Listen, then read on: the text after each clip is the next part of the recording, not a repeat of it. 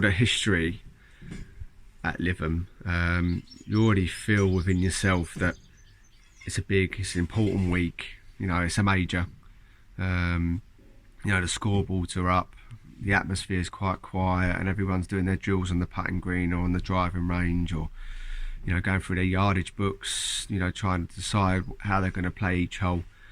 So straight from the off, the week, you know, it just feels like a major, and with the tailor-made trucks there, you know, you really feel important. You really feel like you're getting a kind of a glimpse into what the professionals get week in, week out. So from the off, it's just a great environment to be in. So being my 4th year playing the Lytham Trophy, I felt like I had a really strong game plan going into the week. So the first one was miss as many bunkers as possible. They're pretty much killers out there. You know, you're staring double in the face really if you're going one of them. So it was either laying up short or trying to hit driver over them, and just, you know, I'd rather be in the rough than one of the fairway bunkers.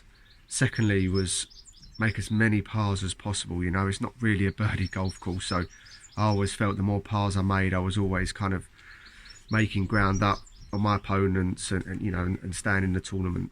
And thirdly, with the weather and the wind, the rain, getting pin eye I think is very key around the links golf course. And with my iron play peaking, or you know, being a strong part of my game that week, you know, this was easily achieved.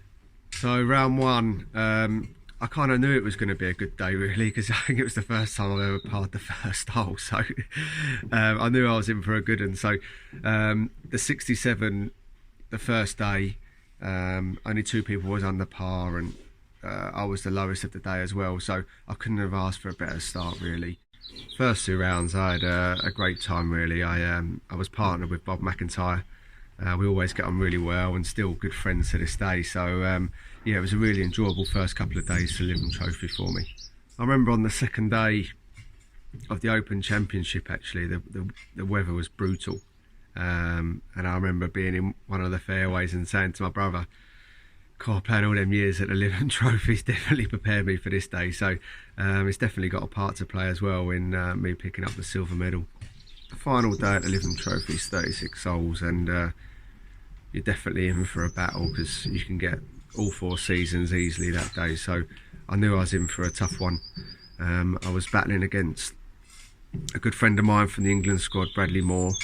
And it was just one of my best days of ball striking really. I didn't really put a foot wrong.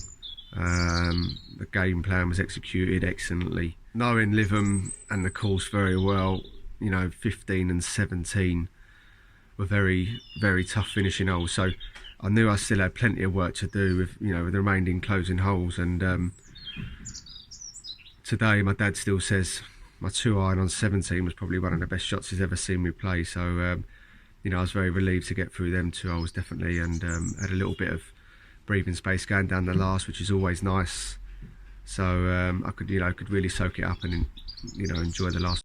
It was a very special week, the Lytham Trophy for me. I had my father there, he was caddying, I had my grandparents there, I had everyone watching at home, and you know, and it really put me on the map, being my first big international win. And it also made it very special as well, being able to go in the clubhouse. You see the big picture of Sevi on the wall. So it was a really proud and special moment for me and my family, and I'd always cherish it as one of my top achievements in golf.